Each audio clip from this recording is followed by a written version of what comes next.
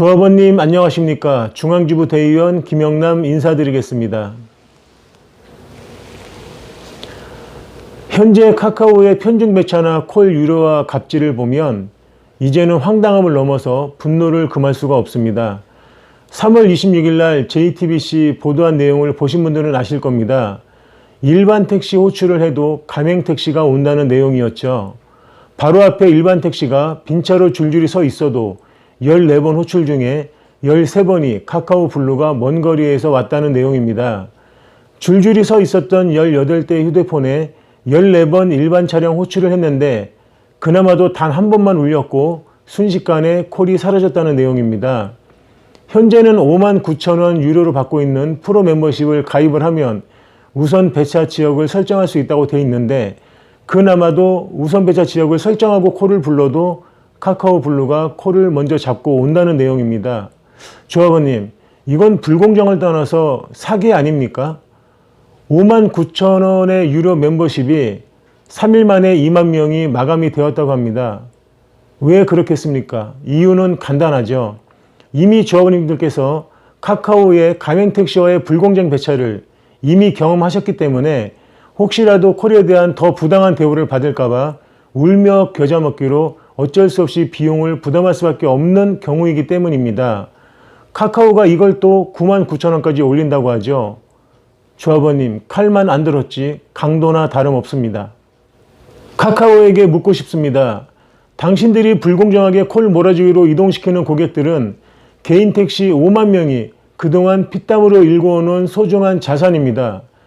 택시와 상생을 한다면서 공짜 중개콜을 이용해 콜 시장을 독점하고 이제 와서 우월적 힘을 이용해서 택시 기사의 주머니를 털고 불공정 배차로 택시 시장을 교란시키는 지금의 형포는 불공정 행위를 떠나서 택시와의 상생의 신뢰를 무너뜨리는 배신 행위인 것입니다.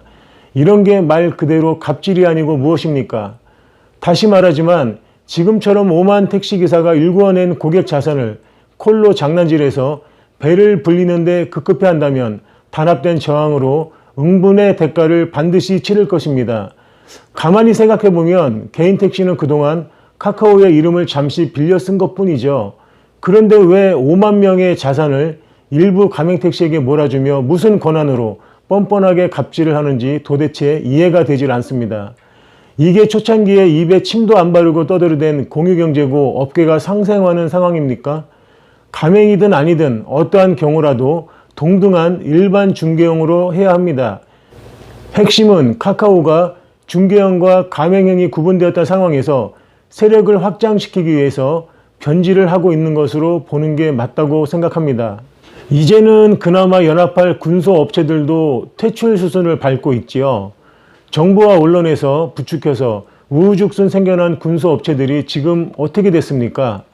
5억 투자해서 50억에 팔아먹으려고 달려든 소위 군소 투기성 업체들은 퇴출되었거나 퇴출 수순으로 가고 있습니다.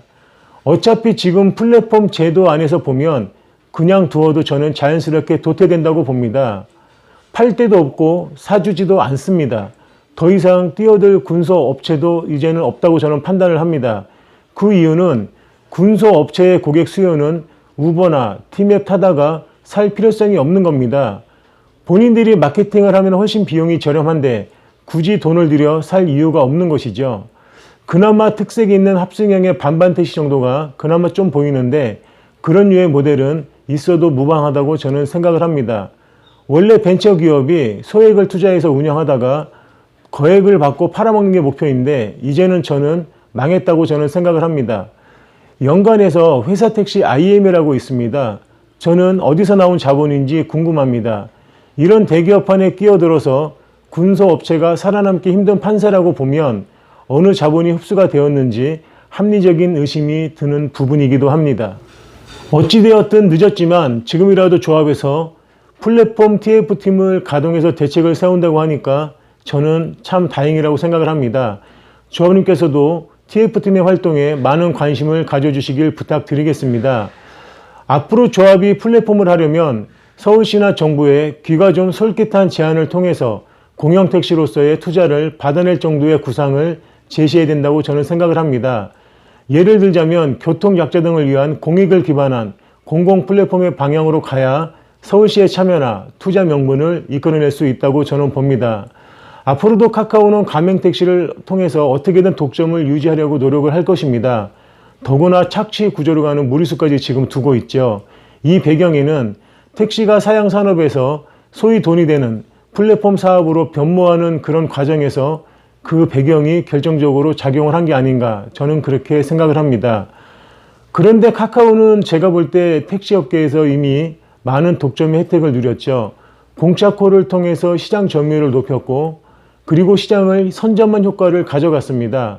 그리고 그 효과로 기업의 가치도 올라갔죠.